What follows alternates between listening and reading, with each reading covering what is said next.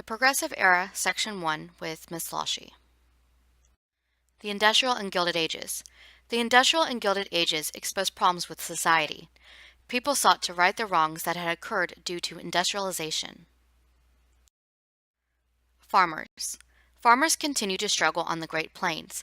They took out loans to buy farming equipment. They overproduced crops, which caused the price of crops to drop. Many lost their farms since they could not pay back their loans. So if you remember back to the section about, or the chapter or unit about westward expansion, the farmers purchased farm equipment by taking out mortgages or loans against their farms. And when they produced too many crops, there was an oversupply of it. And because of supply and demand, it caused the price to drop because there's too much of it.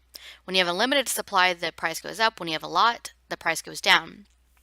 So when the price went down, the farmers weren't making as much, and then they were unable to pay back the loans that they had taken out on their farms, their mortgages, and they were losing their farms to foreclosure, where the banks would take the farms back as the collateral, that they would take it, and then the farmer was just out of luck. They didn't have their farm anymore. The Grange Movement. The Grange Movement began as a social club for farmers. Eventually, it developed into a political organization and a third party. Grangers and the railroads. The railroads were charging high shipping rates to farmers to ship crops short distances. Grangers wanted the government to take control of utilities and railroads, but were not successful. They did help to have the Interstate Commerce Act passed. The Interstate Commerce Act of 1887. The Interstate Commerce Act of 1887 was the first time that the United States government tried to regulate commerce. This act also created the Interstate Commerce Commission that was used to enforce the law. It prevented railroads from charging farmers higher rates to ship shorter distances. So commerce is just business between people. So if you're buying and purchasing things, that's commerce. The Populist Party. Grangers and farmers gave their support to the Populist Party. The Populist Party was also called the People's Party. It was a third party that worked to represent the common man. Factory workers, farmers, and miners made up a large portion of the Populist Party. Populist beliefs. Populists wanted the government to take a bigger role in regulating the economy.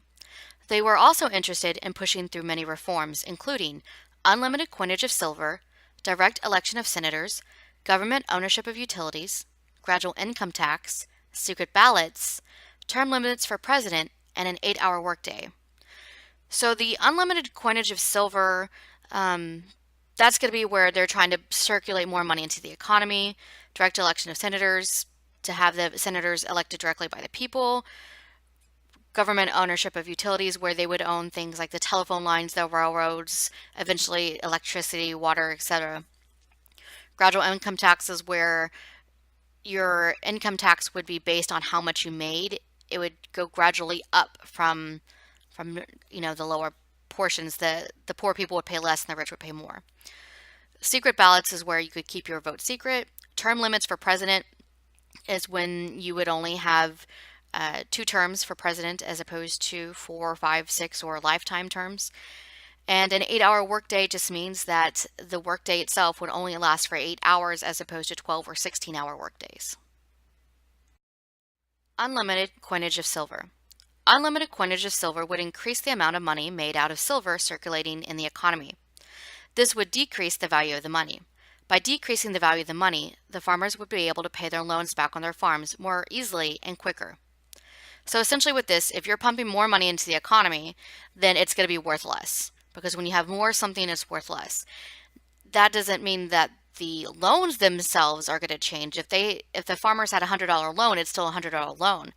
But now that $100 might have been worth what $50 had been previously by pumping more money into the economy. So it makes it easier for the farmers to pay back their loans because now their $100 loan is really only worth what it used to be. The money used to be worth in $50, so they could pay it off quicker.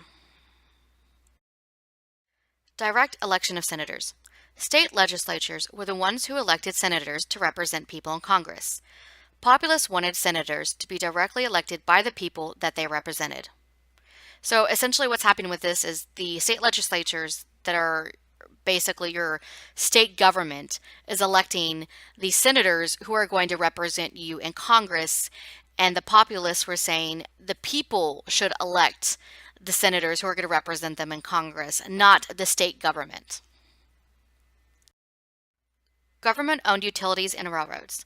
Populists wanted the government to own utilities and railroads. Farmers believed that railroads were taking advantage of them. Gradual income tax. Populists wanted a gradual income tax. This means that if you make less, you pay less in taxes. If you make more money, then you pay more in taxes. Secret ballot. Populists wanted people to be able to vote in secret with a secret ballot. This would help to prevent voter intimidation. Secret ballots protect voters.